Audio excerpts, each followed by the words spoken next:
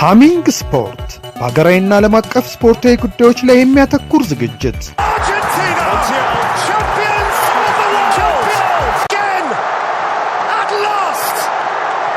በሃሚንግ ስፖርት የስፖርት ዜናዎች፣ በተመረጡ ርዕሶች ላይ ውይይት፣ የእንግዳ ዝግጅት፣ የስፖርተኞች ግለ ታሪክና የሴቶችን እግር ኳስ በልዩ ሁኔታ ይዳስሳል።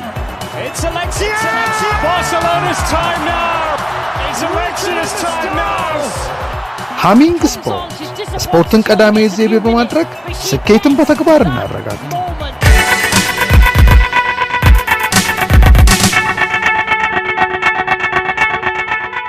ሰላም አድማጮቻችን፣ ይሄ ሃሚንግ ስፖርት ነው። ለክርስትና እምነት ተከታዮች እንኳን ለመስቀል በዓል አደረሳችሁ እያልን በዛሬው ዝግጅታችን የእንግሊዝ ሴቶች ፕሪሚየር ሊግ የሳምንቱ ታላቅ ጨዋታ እሁድ ዕለት በሊቨርፑል እና በማንቸስተር ዩናይትድ መካከል ከቀኑ 8 ሰዓት የሚደረገውን ጨዋታና ቅዳሜ 11 ሰዓት በወንዶች የእንግሊዝ ፕሪሚየር ሊግ መሪው ሊቨርፑል ወደ ክሪስታል ፓላስ ቅዳሜ አቅንቶ የሚደረገውን ጨዋታ እንቃኛለን። የ2018 የኢትዮጵያ ፕሪሚየር ሊግ እጣ ማውጣት ስነ ስርዓት በአሳለፍነው ሐሙስ መስከረም 15 ተከናውኖ ነበር። እሱን ደግሞ በሀገራዊ ስፖርት እናነሳለን። ፕሮግራሙን በማዘጋጀት ይሳቅ ቀለመወርቅ፣ ዝግጅቱን በመምራት ሜሮን ኃይለ ሥላሴ ከሃሚንግ ስፖርት ዝግጅት ጋር አብራችሁን ቆዩ።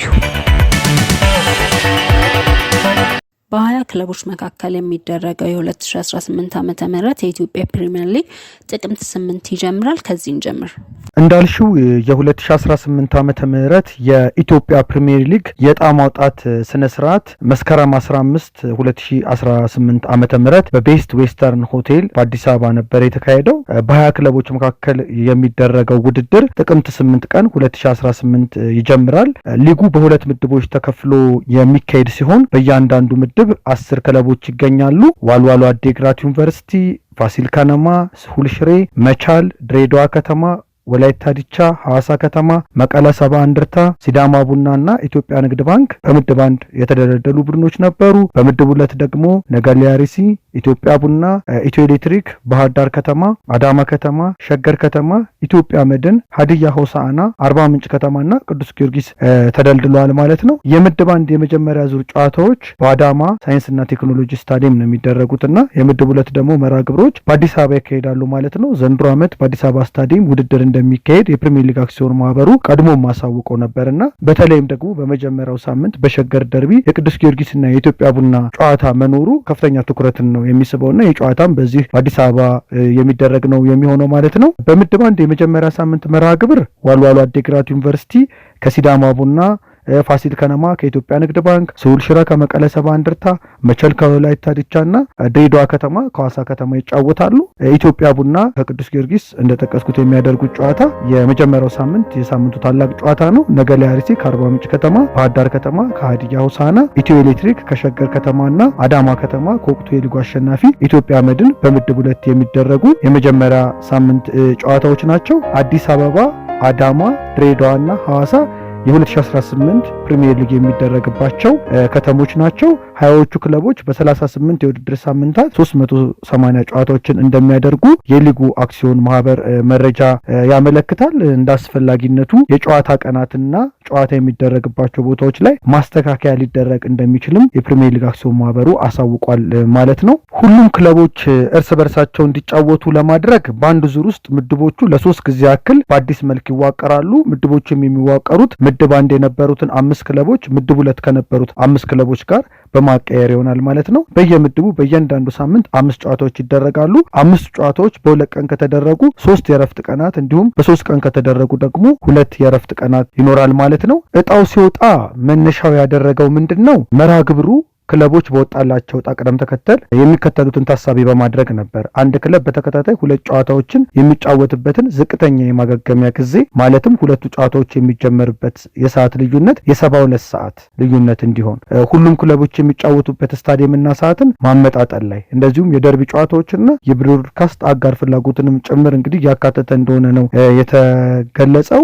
መርሃ ግብሩ እንዲስተካከል የሚያደርጉ ሁኔታዎችን ገልጬ ነበረ።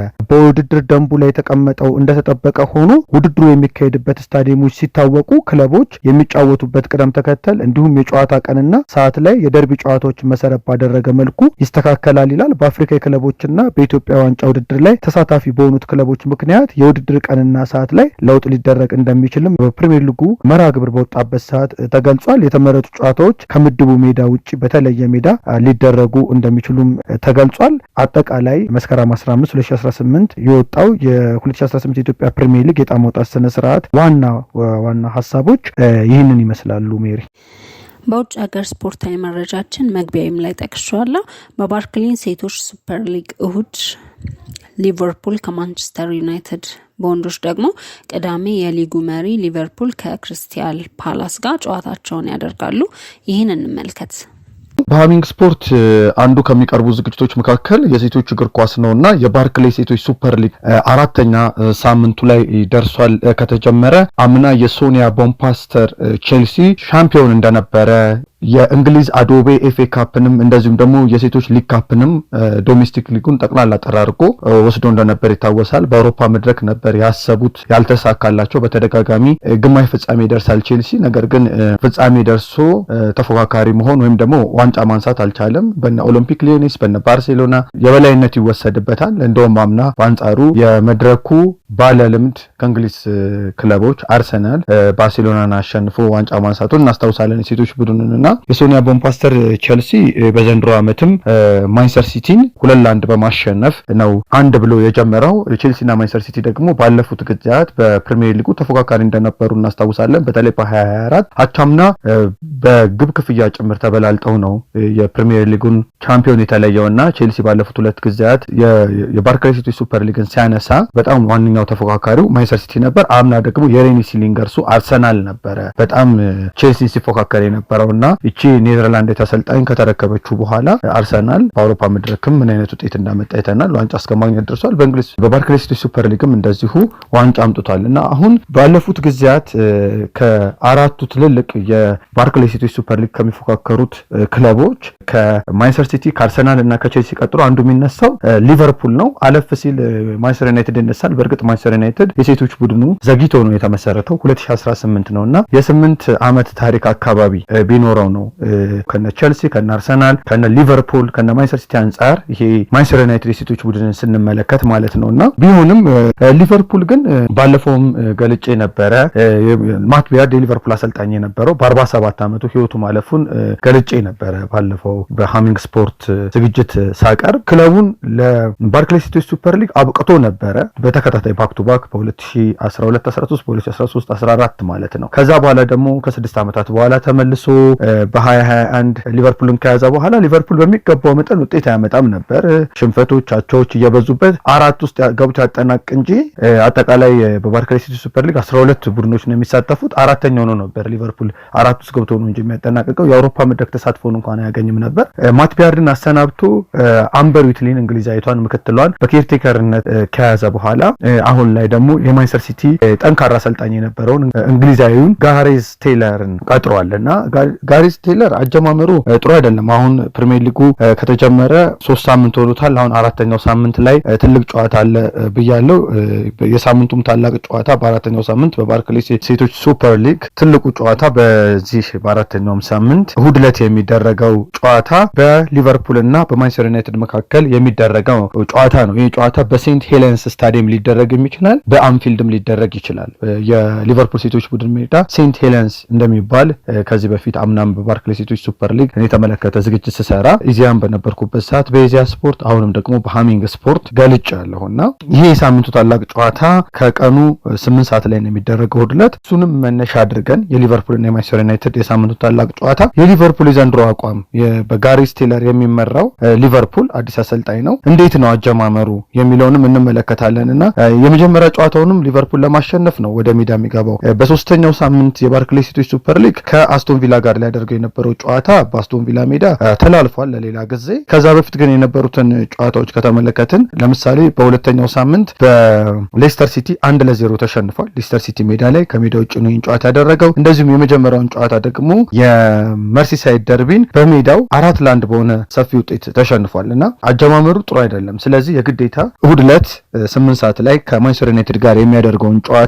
ማሸነፍና ከአምና ውጤቱ የተሻለ ነገር ማሳየት መቻል አለበት። ይህ አሰልጣኝ ገና መምጣቱ ነው። ቡድኑን እንደ አዲስ ነው የሚሰራው። ከሊቨርፑል በኩል አምበሏ ቴይለር ሃይንድስ እና እንደዚሁም ደግሞ የክለቡ ቁልፍ ተጫዋች የነበረችው ካናዳዊቷ ኦሊቪያ ስሚዝ ወደ አርሰናል መዛወራቸውን የምናውቀው ነው። እንደውም የናኦሚ ግርማን ሪካርድ ሰብራ በሴቶች በከፍተኛ ዝውውር ነው አርሰናል የተቀላቀለችው። በተለይ ደግሞ አርሰናል አምና በሬኒ ሲሊንገር ስር በባርክሌይ ሴቶች ሱፐር ሊግም ሆነ በአውሮፓ ቻምፒዮንስ ሊግ ዋንጫ ማንሳቱ በባርክሌይ ሴቶች ሱፐር ሊግ ጥሩ እንቅስቃሴ ማድረጉን ተከትሎ ተጫዋቾች አርሰናልን መርጠው መሄዳቸው የሚደንቅ ነገር ባይሆንም ወሳኝ ቁልፍ ተጫዋቾች ነበሩ። እነዚህ ተጫዋቾች ቴይለር ሃይንድስ በአምበልነት ነበር የምትመራው ሊቨርፑል በውሰት የያዛቸውንም ተጫዋቾች የቋሚነቱ ሰጥቷል። አሌሃንድራ ቤርናቤን ማንሳት እንችላለን። እቺ ተጫዋች ስፔናዊቷን ጁሊያ ባርትልን አምጥቶ ነበር የጥሬ ተጫዋቾች ዝውውር መስኮት ላይ። ሳም ኬርንም እንደዚህ በቋሚነት እቺን ተጫዋች አስፈርሟል እና እነማንም በክረምቱ አስፈረመ፣ አዳዲስ ተጫዋቾች ጨመረ፣ የነማን ኮንትራት ቋሚ ሆነ የሚለውንም የሊቨርፑል ሴቶች ተጫዋቾችን ለምሳሌ ወሳኝ ተጫዋቾቻቸው አሉ እንደነ ማሪ ሁቢንገር ያሉት 14 ቁጥር የምትለብሰው ተጫዋች ጎበዝ የቅጣት ምት መቺ ተጫዋች ነች። እንደነ ዛራ ሾ ያሉት አሁን ሶፊ ሮማን ህግ እንደዚሁም ሶፊ ሉንጋርድ በአጥቂ መስመር ብዙ መጥቀስ እንችላለን። ወጣቶቹና ሃና ሲልኮክ በሊቨርፑል በኩል እንጠቅሳለን እና በተለይ አምናም ስናነሳ የነበረው የሊቨርፑል ቡድን በተለይ አንዳንድ እድሜያቸው የገፉ የተከላካይ መስመር ተሰላፊዎችን እንደነ ጂማ ቦነር ያሉትን በአዳዲስ ወጣት ተጫዋቾች መቀየር የሚል ነው። ወጣት ተጫዋቾች አሉ ግን የበለጠ ማጠናከር የሚል አንስተን ነበረ። አማካይ ላይ የፈጠራ ብቃት ያላቸውን ተጫዋቾች መጨመር የሚል ነገር አንስተን ነበር። ምናልባት ለሊቨርፑል ትልቁ ጉዳት እንደ ኦሊቪያ ስሚዝ ያለውን አጥቂ አንዱ በባርክሌይ ሴቶች ሱፐር ሊግ ዘንድሮም ዓመት የሴቶቹን የዓመቱ ኮከብ ተጫዋች እሷ እንደነበረች እናስታውሳለን። በወንድ መሐመድ ሳላ ሲያሸንፍና የእሷን ማጣቱ እንደ አንድ ክፍተት እናነሳዋለን።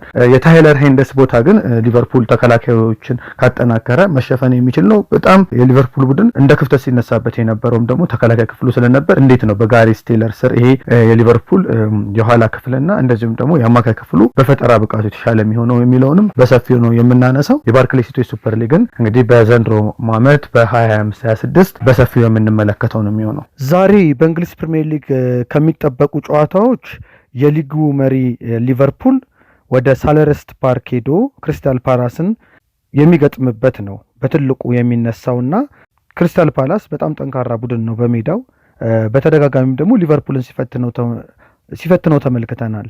የርገን ክሎፕ በነበሩበት ሰዓት ራሱ ሊቨርፑል ከአርሰናልና ከማንቸስተር ሲቲ ጋር ለፕሪሚየር ሊግ ዋንጫ ሲፎካከር በአንፊልድ መጥቶ 1-0 አሸንፎት የኦሊቨር ግራስነር ቡድን ከዛ በኋላ ነው እንግዲህ ሊቨርፑል ነጥብ ጥሎ መጨረሻ ማንቸስተር ሲቲና አርሰናል ተፎካክረው ማንቸስተር ሲቲ ዋንጫውን አነሳና ጠንካራ ነው። በእርግጥ በየርገን ክሎፕ ጊዜ ሊቨርፑልን በጣም ከሚፈትኑት ክለቦች መካከል የሮቤርቶ ዴዘርቪው ያኔ የብራይተን ኤንድ ሆቭ አልቢዮን አሰልጣኝ አሁን ላይ የኦሊምፒክ ደ ማርሴይ አሰልጣኝ ሮበርት ዴዘርቪ በጣም ለየርገን ክሎፕ ቡድን በጣም ፈታኝ ነበሩ። ክሪስታል ፓላስ ግን ከብሬንደን ሮጀርስ ዘመን ጀምሮ ለሊቨርፑል ተኝቶ አያውቅም።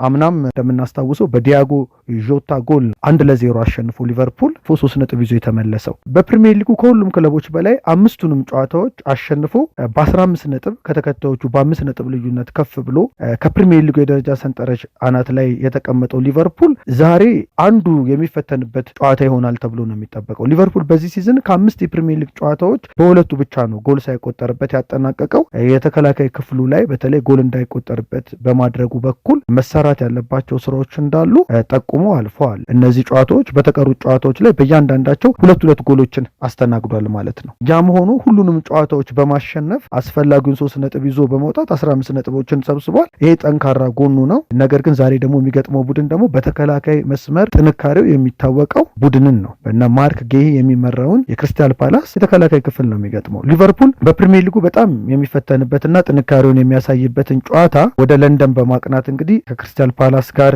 ዛሬ 11 ሰዓት ላይ ጨዋታውን ያደርጋል። ፓላስ ባለፈው የውድድር ዓመት በኒውካስል በፕሪሚየር ሊጉ ከሜዳው ውጪ 5-0 ከተሸነፈ በኋላ እስካሁን ከፕሪሲዝን ጨዋታዎች በቀር ምንም አይነት ሽንፈት አላስተናገደም። ባለፈው የውድድር ዓመት ቅድምም እንደገለጽኩት ሊቨርፑል በሜዳው ክሪስታል ፓላስን ሄዶ በዲያጎ ዦታ ጎል 1-0 አሸንፎ መመለሱ ይታወቃል። በስድስተኛው ሳምንት የፕሪሚየር ሊግ ጨዋታ ክሪስታል ፓላስ ከሊቨርፑል የሚያደርጉት ጨዋታ በሳምንቱ ከሚጠበቁ ጨዋታዎች ትልቅ ግምት የተሰጠውና ከፍ ያለ ፉክክር የሚታይበት የሳምንቱ ተጠባቂ መርሃ ግብር ይሆናል ተብሎ ይጠበቃል። በሊቨርፑል በኩል በጨዋታው ፈረንሳዩ አጥቂ ሁጎ ኢኬቲኬ በጨዋታው የማይሰለፍ እንደሆነ ነው የተገለጸው።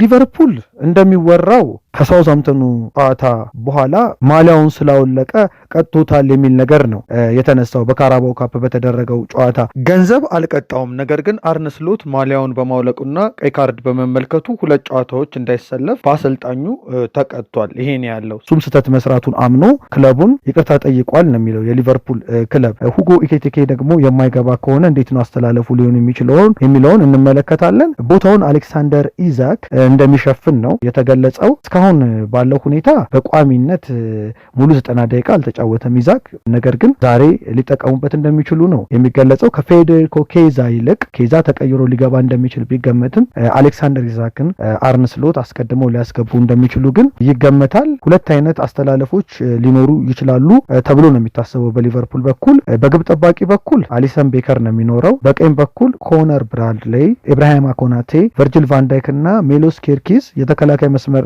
ተሰላፊነቱን ቦታ ሲይዙ ከነሱ ፊት አሌክሲስ ማካሊስተር እና ሪያን ሃቨንበርክን በማድረግ ከፊት ላይ ባለፉት ጊዜያት በቀይ መስመር ተከላካይ ቦታ ላይ ሲሸፍን የነበረውን ዶሚኒክ ሶቦስላይን መሃል ላይ የ8 ቁጥር ሚና እንዲኖረው በማድረግ በግራና በቀኝ ኮዲ ጋክፖና ሞሐመድ ሳላን አድርጎ ፊት ላይ ኢዛክን ሊጠቀሙ እንደሚችሉ አብዛኛው ግምት ወደዚህ ያደላል። ካልሆነም ግን ፍሎሪያን ቪትስን የሚጠቀሙ ከሆነ ደግሞ ብራድሌይ ማስቀመጥ አለባቸው፣ አለበለዛም ደግሞ ዶሚኒክ ሶቦስላይን ማስቀመጥ መቻል አለባቸው ማለት ነው። ይህ ከሆነ ደግሞ ፍሎሪያን ቪትስ የሚገባ ከሆነ ደግሞ የግዴታ ደግሞ ዶሚኒክ ሶቦስላይ የቀይ መስመሩን ይሸፍናል ማለት ነው እና በዚህ ሰዓት ዶሚኒክ ሶቦስላይ ለማስቀመጥ በጣም አስቸጋሪ ይመስለኛል እና ፍሎሪያን ቪትስ ብቁ ሆኖ የሚገባ ከሆነ ዶሚኒክ ሶቦስላይ ይገባል፣ ኮነር ብራድሌይ ከተቀያሪ ወንበር ይነሳል ብዬ ነው የማስበው። ከጨዋታው በኋላ በጣም ብዙ ነጥቦችን አነሳለሁ፣ ነገር ግን እንደው ሊቨርፑል ወደ ክሪስታል ፓላስ ሜዳ ሰልኸርስት ፓርክ ሄዶ የነበሩት ሪከርዶች ምን ይመስላሉ የሚለውን ግን መመልከት ስለዛሬው ጨዋታ